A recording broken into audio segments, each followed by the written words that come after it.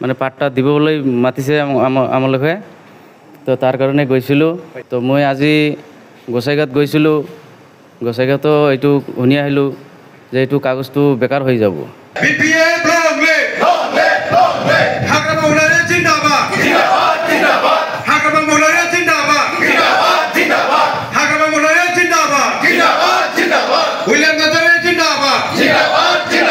আমাৰ নাম হলো মোহাম্মদ লুৎফৰ আলী শেখ।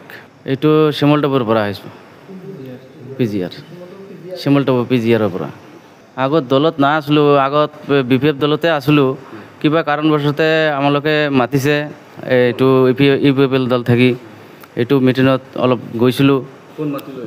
এইটো UPPL দলত থাকি মাতিছিল।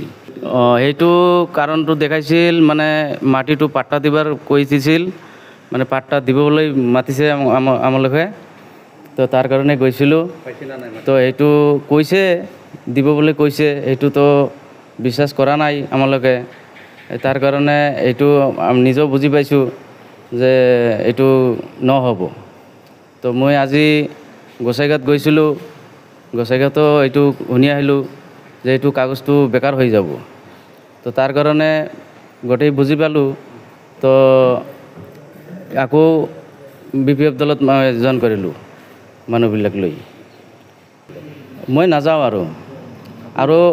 আৰু গোটেই মানুহ যাব নাযাওঁ মই। গোটেই মানুহ BPF দলতে যোগদান কৰিছোঁ। BPF দলটো আগত থেকে মই কৰি আছোঁ, বা আমাৰ যিটো দল আছে সেইটো দল লৈ মই চলি থাকিম।